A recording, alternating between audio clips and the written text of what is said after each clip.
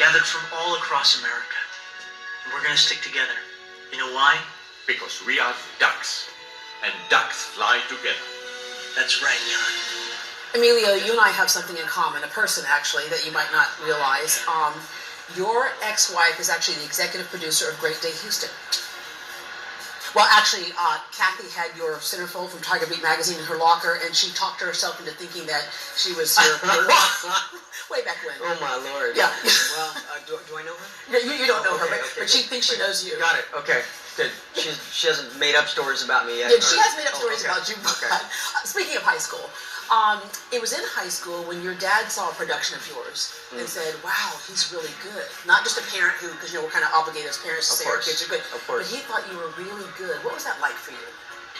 Well, I think we always want to seek approval from our parents. I think we're always bringing home that that art project or that grade A that you got on an assignment. So when he saw me on stage, to get that seal of approval, it was something else. Yeah. Well, he and my mom. My mom is, she doesn't get the credit she deserves. They're both artists. They're both artists, but my mom keeps it all together. They're together for 57, 58 years now, still, and she is the glue that holds the family together. So, yeah, it was cool. My dad thought I was good, but when my mom said I was good, that's a whole nother thing. Yeah, right. Right. It's obviously in your DNA. But one thing you did early on was you decided, I don't want to write off my dad's coattails, and you kept the family name. That's right. It was a decision that was met with a lot of criticism. In what way? Well, the agents and the managers in Hollywood at the time were afraid of the name because it was so Latin. And they said, look, you don't look Latin, you look more Irish. And it was a lot of the same issues that my dad faced in 1958 when he changed his name. But in the 60s, he was in a very popular play on Broadway called The Subject is Roses. And his father, who was from Spain originally, now living in Dayton, came to New York to see the play and looked up on the marquee and saw Martin Sheen and went. And my dad saw him and his disappointment, and he shared that story with me. Wow. And he said, don't do this. Don't make the same mistake that I did. That was It's the a different time. Yeah, yeah. All right, take us back to the first big role that you auditioned for, and you got it. I went to Disney. I auditioned for a film called Tex. It was starring Matt Dillon. It was for a very supporting role. And yeah, but I had gone on 200 or 300 different auditions before that, before anyone said yes.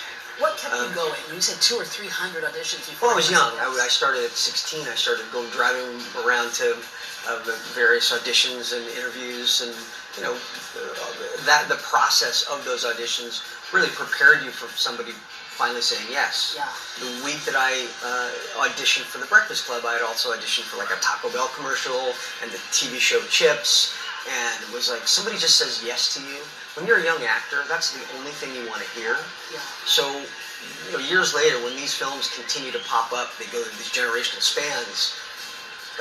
People say, "Oh, wasn't it great that you're connected to that film?" When you're a young actor, you don't know. You don't know what someone said yes. You said yes. Craft, yeah. You just want a job. Your paycheck. You want a job, right? But speaking of generationally, The Breakfast Club, that was a very defining moment. Before you had your Pacinos, your Sheens, your De Niros and stuff, but you all defined a whole new group of actors at that time. Right, that's right. It was a very interesting time. It was very competitive, but there were also a lot of opportunities for young actors.